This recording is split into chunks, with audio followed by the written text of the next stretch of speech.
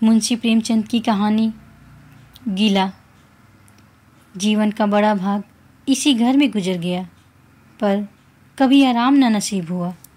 मेरे पति संसार की दृष्टि में बड़े सज्जन, बड़े शिष्ट, बड़े उदार, बड़े सौम्य होंगे, लेकिन जिस पर गुजरती है वही जानता है। संसार को उन लोगों की प्रशंसा करने में आनंद आता है जो अपने घर को भाड़ में झोंक रहे हों और गैरों के पीछे अपना सर्वनाश किए डालते हों। जो प्राणी घर वालों के लिए मरता है उसकी प्रशंसा संसार वाले नहीं करते। वह तो उनकी दृष्टि में स्वार्थी है, कृपण है, संकीर्ण हृदय है, आचार भ्रष्ट है। इसी तरह जो लोग बाहर वालों के लिए मरते हैं उनकी प्रशंसा घर वाले क्यों करने लगे। अब इन्हीं को देखो, सारे दिन मुझे जलाया करते हैं। मैं पर्दा तो नहीं करती, लेकिन सौदे सुलभ के लिए बाजार जाना बुरा मालूम होता है। और इनका यह हाल है कि चीज़ मंगवाओ तो ऐसी दुकान से लाएंगे जहाँ कोई ग्राहक भूल कर भी न जाता हो। ऐसी दुकान पर न तो चीज़ अच्छी मिलती है, न तौल ठीक होती है, न दाम ही उचित होते हैं। यह दोष न होते तो वह दुकान बदनाम ही क्यों होती। पर इन्हें ऐसी ही गई बीती दुकानों की चीज़ें लाने का मर्ज है। बार बार कह दिया साहब कि चलती हुई दुकान से सौदे लाया करो, वहाँ माल अधिक खपता है, इसलिए ताज़ा माल आता रहता है। पर इनकी तो टुटपुंजियाँ से बनती हैं और वे इन्हें उल्टे छुरे से मोड़ते हैं। गेहूँ लाएंगे तो सारे बाजार से खराब, घुना हुआ चावल ऐसा मोटा कि बैल भी न पूछे, दाल में कड़ाई और कंकर भरे हुए, मनो लकड़ी जला डालो, क्या मजाल की गले। घी लाएंगे तो आधा आधा तेल या 16 आने काटो जेम, और दरअसल घी से एक छटाक कम। तेल लाएंगे तो मिलावट, बालों में डालो तो चिमट जाए, पर दाम दे आएंगे शुद्ध आंवले के तेल का। किसी चलती हुई नामी दुकान पर जाते तो इन्हें जैसे डर लगता है, शायद ऊंची दुकान और फीके पकवान के कायल हैं। मेरा अनुभव तो यह है कि नीची दुकान पर ही सड़े पकवान मिलते हैं। एक दिन की बात हो तो बर्दाश्त कर ली जाए, रोज रोज का टंटा नहीं सहा जाता।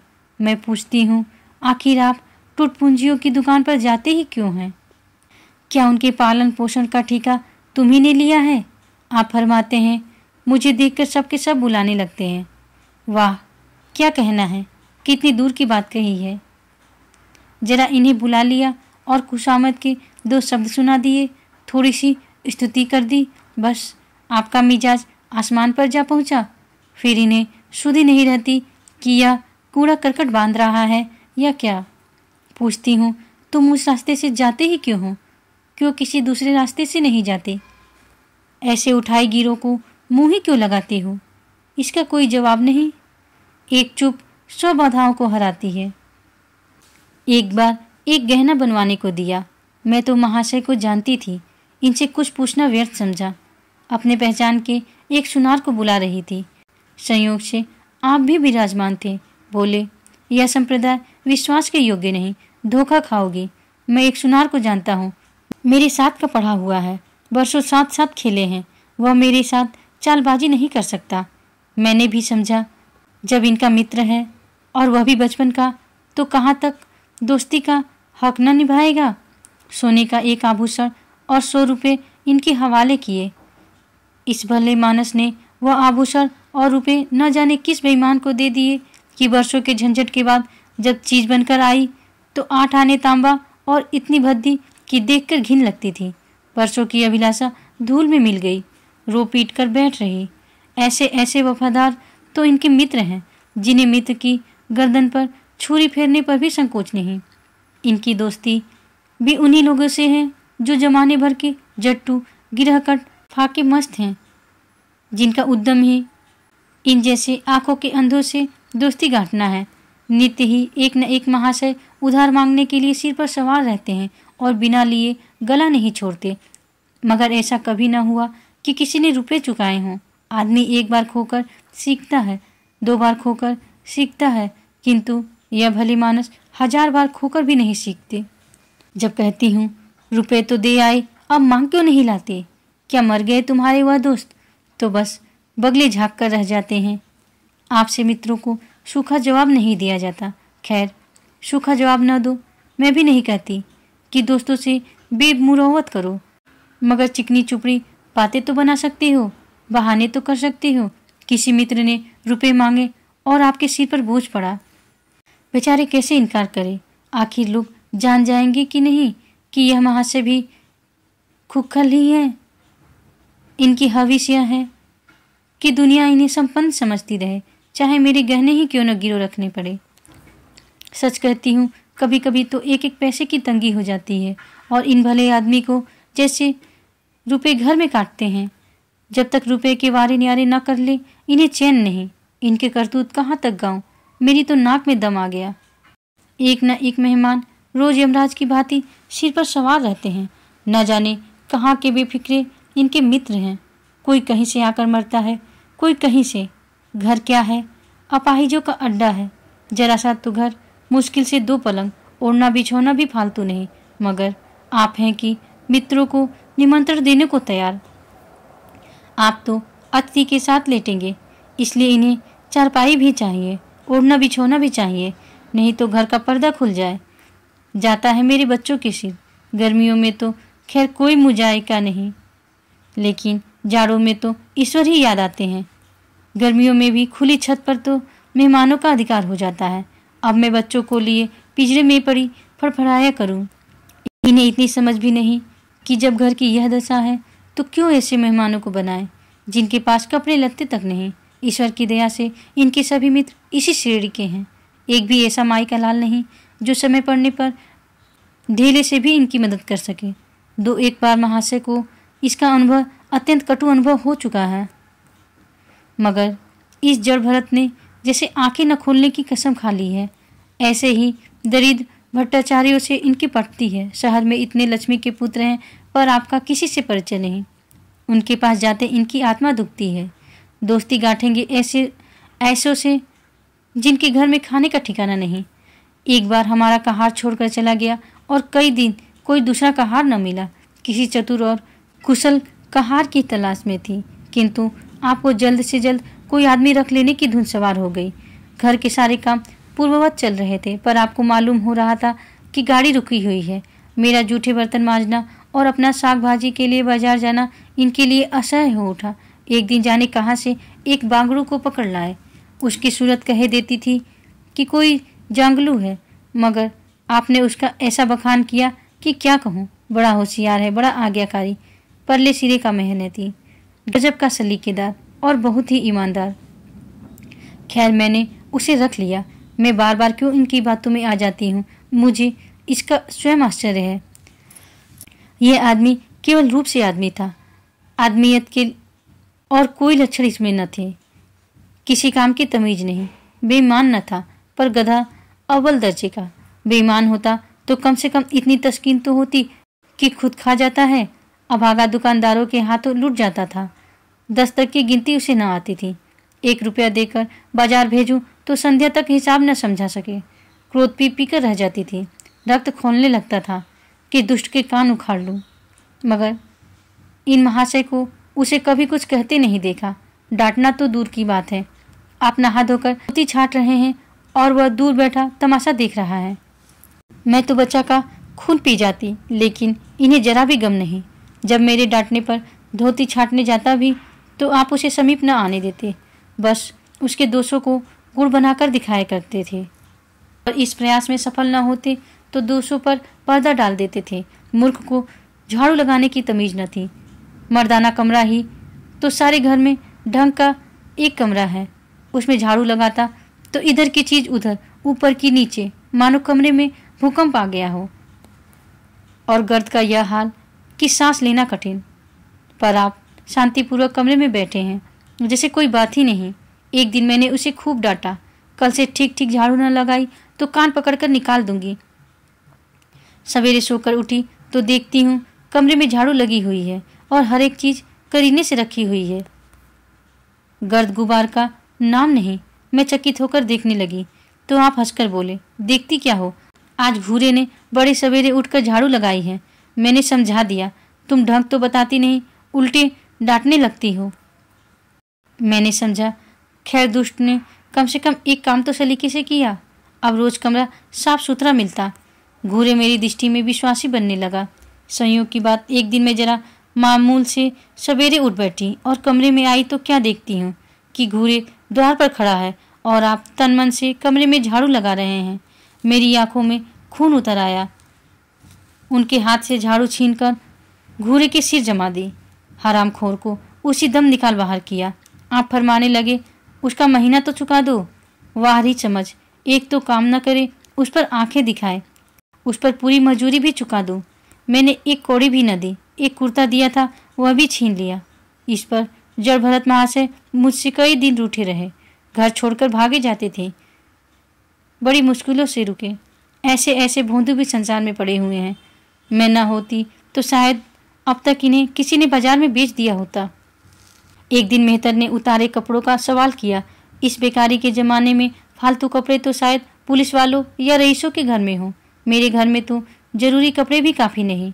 आपका वस्त्रालय एक वक्ची में आ जाएगा जो डाक के पार्सल से कहीं भेजा जा सकता है। फिर इस साल झाड़ू के कपड़े बनवाने की नौबत ना आए। पैसे नजर नहीं आते, कपड़े कहाँ से बने। मैंने मेहतर को साफ जवाब दे दिया। कड़ाके का जाड़ा पड़ रहा था, इसका अनुभव मुझे कम न था। गरीबों पर क्या बीत रही है इसका भी मुझे ज्ञान था, लेकिन मेरे या आपके पास खेत के सिवा इसका और क्या इलाज है। जब तक समाज का यह संगठन रहेगा ऐसी शिकायतें पैदा होती रहेंगी। जब एक एक अमीर और रईस के पास एक एक मालगाड़ी कपड़ों से भरी हुई है, तब फिर निर्धनों को क्यों न नग्नता का कष्ट उठाना पड़े। खैर मैंने तो मेहतर को जवाब दे दिया। आपने क्या किया कि आपका कोट उठाकर उसको भेंट कर दिया। मेरी देह में आग लग गई। इतनी दानशील नहीं हूँ कि दूसरों को खिलाकर आप सो रहूं। देवता के पास यही एक कोट था। आपको इसकी जरा भी चिंता न हुई कि क्या पहनेंगे। यश के लोभ ने जैसे बुद्धि ही हर ली। मेहतर ने सलाम किया, दुआएं दी और अपनी राह ली। आप कई दिन सर्दी से ठिठुरते रहे। प्रातःकाल घूमने जाया करते थे, वह बंद हो गया। ईश्वर ने उन्हें हृदय भी एक विचित्र प्रकार का दिया है। फटे पुराने कपड़े पहनते आपको जरा भी संकोच नहीं होता।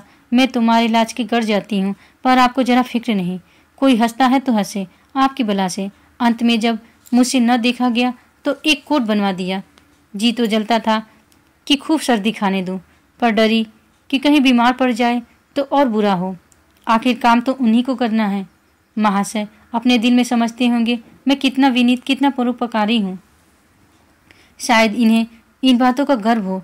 मैं इन्हें परोपकारी नहीं समझती, न विनीत ही समझती हूँ। यह जड़ता है, सीधी सादी निरीहता। जिस मेहतर को आपने अपना कोट दिया उसे मैंने कई बार रात को शराब के नशे में मस्त झूमता देखा है और आपको दिखा भी दिया है। फिर दूसरों की विवेकहीनता की पुरोती हम क्यों करें। अगर आप विनीत और परोपकारी होते तो घर वालों के प्रति भी तो आपके मन में कुछ उदारता होती। यह सारी उदारता बाहर वालों ही के लिए सुरक्षित है, घर वालों को उसका अल्पांश भी न मिलना चाहिए।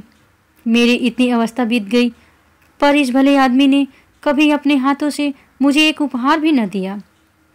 बेशक मैं जो चीज़ बाजार से मंगवाऊं उसे लाने में इन्हें जरा भी आपत्ति नहीं, बिल्कुल उज्र नहीं, मगर रुपए मैं दे दूं यह शर्त है।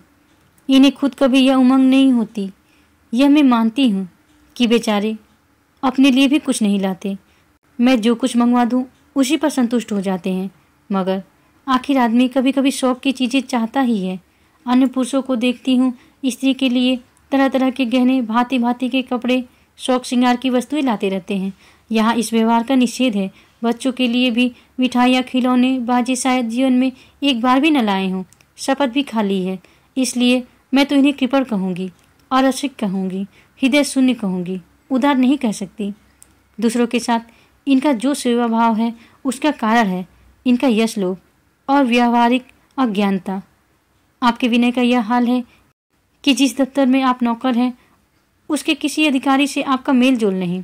अफसरों को सलाम करना तो आपकी नीति के विरुद्ध है। और तो और कभी किसी अफसर के घर नहीं जाते। इसका खामियाजा आप न उठाए तो कौन उठाए। औरों को रियायती छुट्टियां मिलती हैं, आपका वेतन कटता है, औरों की तरक्कियां होती हैं, आपको कोई पूछता भी नहीं। हाजिरी में 5 मिनट की भी देर हो जाए तो जवाब पूछा जाता है। बेचारे जी तोड़कर काम करते हैं। कोई बड़ा कठिन काम आ जाता है तो इन्हीं के सिर मढ़ा जाता है। इन्हें जरा भी आपत्ति नहीं। दफ्तर में इन्हें घिस्सू पिस्सू आधी उपाधियाँ मिली हुई हैं, मगर पड़ाव कितना ही बड़ा मारे, इनके भाग्य में वही सूखी घास लिखी है। यह विनय नहीं है, स्वाधीन मनोवृत्ति भी नहीं है। मैं तो इसे समय चातुरी का अभाव कहती हूँ, व्यवहारिक ज्ञान की क्षति कहती हूँ। आखिर कोई अफसर आपसे क्यों प्रसन्न हो? इसलिए कि आप बड़े मेहनती हैं। दुनिया का काम मुरवत और रवादारी से चलता है। आखिर हम किसी से खींची रहें तो कोई कारण नहीं कि वह भी हमसे न खींचा रहे। फिर जब मन में क्षोभ होता है तो वह दफ्तरी व्यवहारों में भी प्रकट हो ही जाता है। जो मातहत अफसर को प्रसन्न रखने की चेष्टा करता है, जिसकी जात से अफसर का कोई व्यक्तिगत उपकार होता है, जिस पर वह विश्वास कर सकता है, उसका लिहाज वह स्वभावतः करता है। ऐसे सिरागियों से क्यों किसी को सहानुभूति होने लगी? अफसर भी तो मनुष्य हैं। उनके हृदय में जो सम्मान और विशिष्टता की कामना है वह कहाँ पूरी हो? जब अधीनस्थ कर्मचारी ही उनसे फिरंट रहें तो क्या उसके अफसर उसे सलाम करने आएंगे?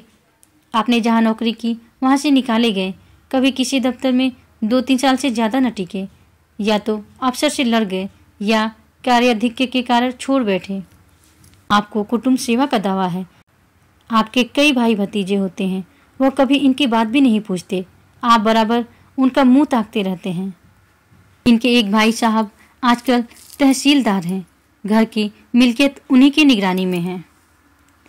वह ठाठ से रहते हैं, मोटर रख ली है, कई नौकर चाकर हैं, मगर यहाँ भूले से भी पत्र नहीं लिखते। एक बार हमें रुपए की बड़ी तंगी हुई। मैंने कहा अपने भ्राताजी से क्यों नहीं मांग लेते? कहने लगे उन्हें क्यों चिंता में डालूं, उन्हें भी तो अपना खर्च है। कौन सी ऐसी बचत हो जाती होगी? जब मैंने बहुत मजबूर किया तो आपने पत्र लिखा। मालूम नहीं पत्र में क्या लिखा। पत्र लिखा या मुझे चकमा दे दिया। रुपए न आने थे, न आए। कई दिनों के बाद मैंने पूछा, कुछ जवाब आया श्रीमान के भाई साहब के दफ्तर से। आपने रुष्ट होकर कहा, अभी केवल 1 सप्ताह तो खत पहुँचे हुए, अभी क्या जवाब आ सकता है? 1 सप्ताह और गुजरा मगर जवाब न दर्द। अब आपका यह हाल है कि मुझे कुछ बातचीत करने का अवसर ही नहीं देते। इतने प्रसन्नचित्त नजर आते हैं कि क्या कहूँ। बाहर से आते हैं तो खुश खुश, कोई न कोई शिगुफा लिए हुए। मेरी खुशामद भी खूब हो रही है, मेरे मैके वालों की प्रशंसा भी हो रही है, मेरे गृह प्रबंध का वखान भी असाधारण रीति से किया जा रहा है।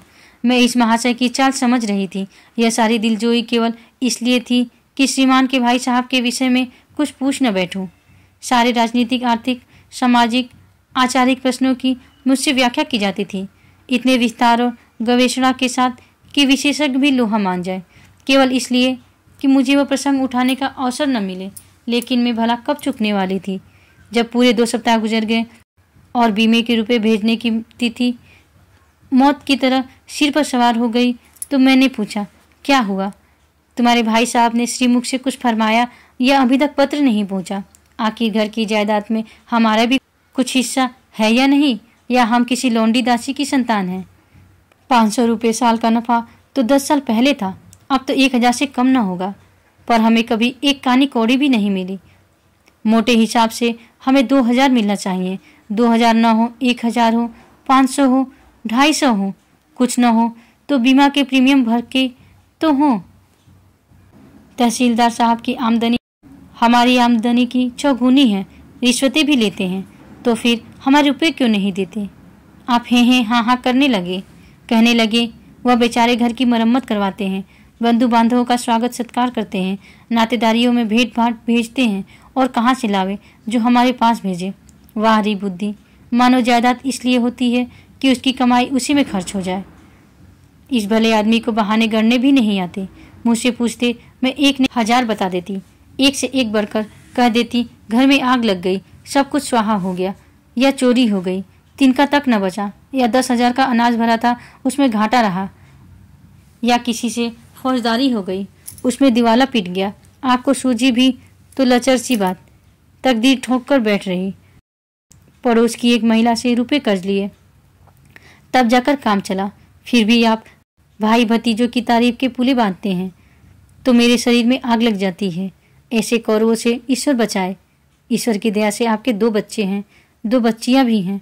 ईश्वर की दया कहूँ या कोप कहूँ, सब के सब उद्यमी हो गए हैं कि खुदा की पनाह। मगर क्या मजाल है कि यह भोदू किसी को कड़ी आंखों से देखे। रात के 8 बज गए हैं। युवराज अभी घूमकर नहीं आए। मैं घबरा रही हूँ। आप निश्चिंत बैठे अखबार पढ़ रहे हैं। झल्लाई हुई जाती हूँ और अखबार छीनकर कहती हूँ, जाकर जरा देखते क्यों नहीं, लौंडा कहाँ रह गया। न जाने तुम्हारा हृदय कितना कठोर है। ईश्वर ने तुम्हें संतान ही न जाने क्यों दे दी। पिता का पुत्र के साथ कुछ तो धर्म है, तब आप भी गर्म हो जाते हैं। अभी तक नहीं आया, बड़ा शैतान है। आज बच्चा आते हैं तो कान उखाड़ लेता हूँ। मारे हंटरों की खाल उधेड़ कर रख दूंगा। यो बिगड़ कर तैस के साथ आप उसे खोजने निकलते हैं। संयोग की बात, आप उधर जाते हैं, इधर लड़का आ जाता है। मैं पूछती हूँ तो किधर से आ गया। तुझे वह ढूंढने गए हुए हैं। देखना आज कैसी मरम्मत होती है। यह आदत ही छूट जाएगी।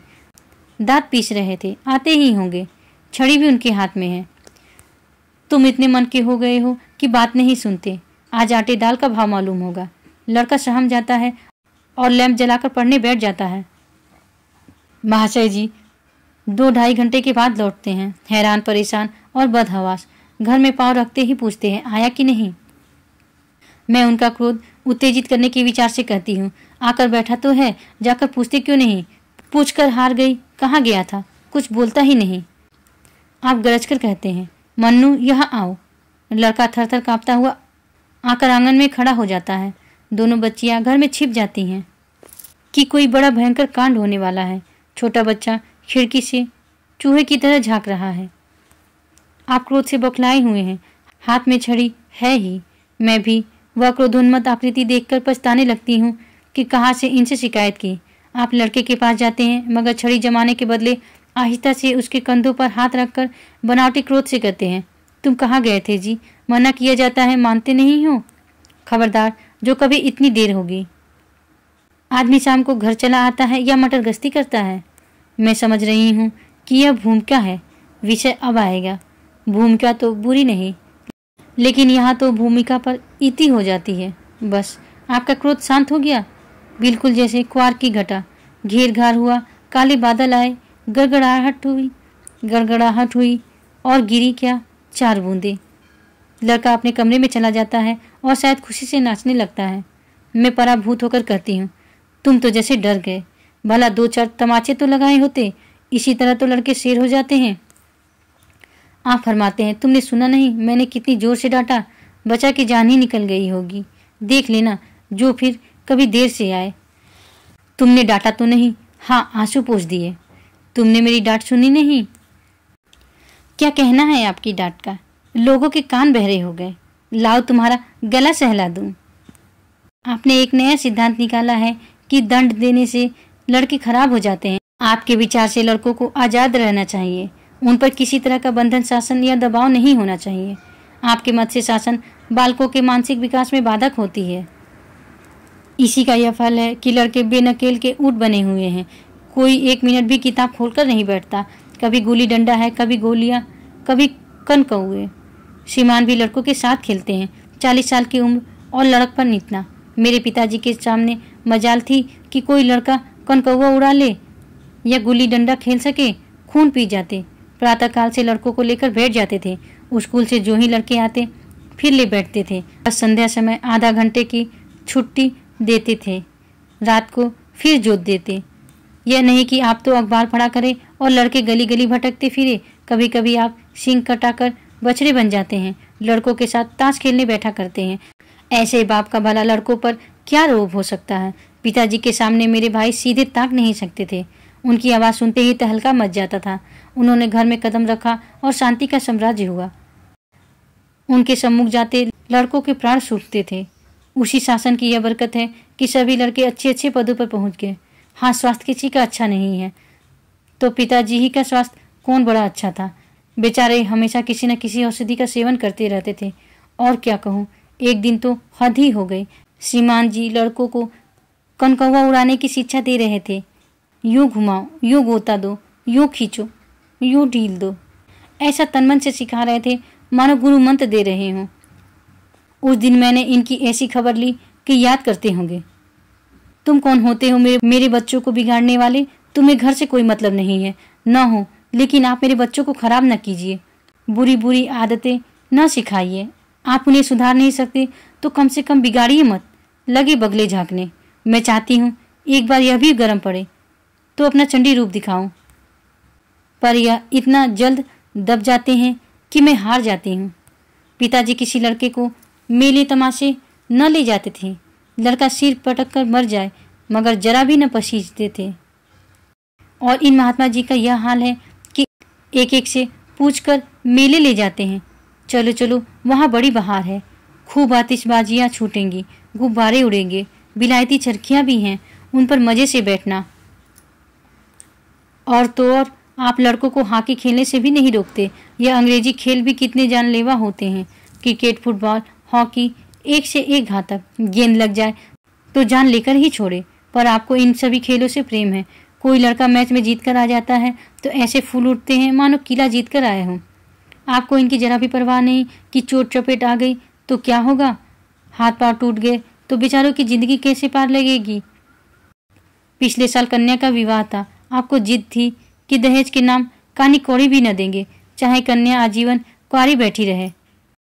यहाँ भी आपका आदर्शवाद आकूदा, समाज के नेताओं का छल प्रपंच आए दिन देखते रहते हैं, फिर भी आपकी आंखें नहीं खुलती। जब तक समाज की यह व्यवस्था कायम है और युवती कन्या का अविवाहित रहना निंदास्पद है, तब तक यह प्रथा मिटने को नहीं।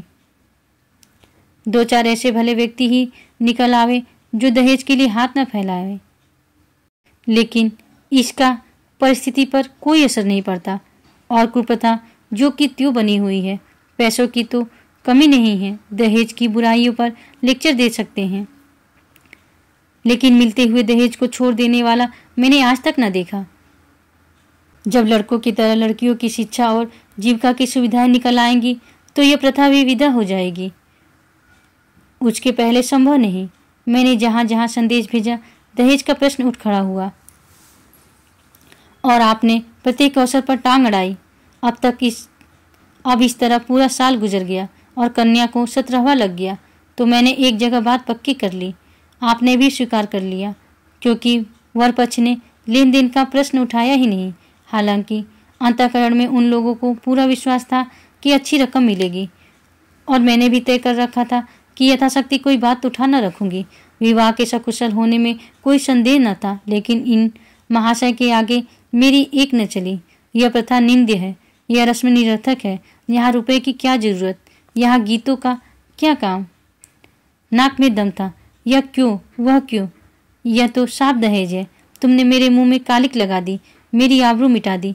जरा सोचिए इस परिस्थिति को कि बारात द्वार पर पड़ी हुई है और यहाँ बात बात पर शास्त्रार्थ हो रहा है। विवाह का मुहूर्त आधी रात के बाद था। प्रथानुसार मैंने व्रत रखा, किंतु आपकी टेक थी कि व्रत की कोई जरूरत नहीं। जब लड़के के माता पिता व्रत नहीं रखते, जब लड़का तक व्रत नहीं रखता, तो कन्या पक्ष वाले ही व्रत क्यों रखें। मैं और सारा खानदान मना करता रहा, लेकिन आपने नाश्ता किया, भोजन किया। खैर, कन्यादान का मुहूर्त आया। आप सदैव से इस प्रथा के विरोधी हैं, आप इसे निषिद्ध समझते हैं। कन्या क्या दान की वस्तु है? दान रुपए, पैसे, जगह जमीन का हो सकता है, पशुदान भी होता है, लेकिन लड़की का दान एक लचर सी बात है। कितना समझाती हूँ, पुरानी प्रथा है, वेदकाल से होती चली आई है, शास्त्रों में इसकी व्यवस्था है। संबंधी समझा रहे हैं, पंडित समझा रहे हैं, पर आप हैं कि कान पर जू नहीं रेखती। हाथ जोड़ती हूँ, पैरों पड़ती हूँ, गिड़गिड़ाती हूँ, लेकिन मंडप के नीचे न गए। और मजा यह है कि आपने ही तो यह अनर्थ किया और आप ही मुझसे रूठ गए। विवाह के पश्चात महीनों बोलचाल न रही, झक मारकर मुझी को मानना पड़ा। किंतु सबसे बड़ी विडंबना यह है कि इन सारे दुर्गुणों के होते हुए भी मैं इनसे एक दिन भी पृथक नहीं रह सकती, एक क्षण का वियोग नहीं सह सकती। इन सारे दोषों पर भी मुझे इनसे प्रगाढ़ प्रेम है। इनमें यह कौन सा गुण है जिस पर मैं मुग्ध हूँ, मैं खुद नहीं जानती, पर इनमें कोई बात ऐसी है जो मुझे इनकी चेरी बनाए हुए है। वह जरा मामूली सी देर में घर आते हैं तो प्राण नहों में समा जाते हैं। आज यदि विधाता इनके बदले मुझे कोई विद्या और बुद्धि का पुतला, रूप और धन का देवता भी दे तो मैं उसकी ओर आंखें उठाकर न देखूं। यह धर्म की बेड़ी नहीं है, कदापि नहीं। प्रथागत पतिव्रत भी नहीं, बल्कि हम दोनों की प्रकृति में कुछ ऐसी क्षमताएं, कुछ व्यवस्थाएं उत्पन्न हो गई हैं मानो किसी मशीन के कल पुर्जे घिस घिसाकर फिट हो गए हों और एक पुर्जे की जगह दूसरा पुर्जा काम न दे सके, चाहे वह पहले से कितना ही सुडौल, नया और सुदृढ़ क्यों न हो। जाने हुए रास्ते से हम निशंक आंखें बंद किए जाते हैं। उसके ऊंच नीच, मोड़ और घुमाव सब हमारी आंखों में समाये हुए हैं। अनजान रास्ते पर चलना कितना कष्टप्रद होगा। शायद आज मैं इनके दोषों को गुणों से बदलने पर भी तैयार न होंगी। आप सुन रहे थे प्रेमचंद की लिखी कहानी गीला। कहानी सुनने के लिए धन्यवाद।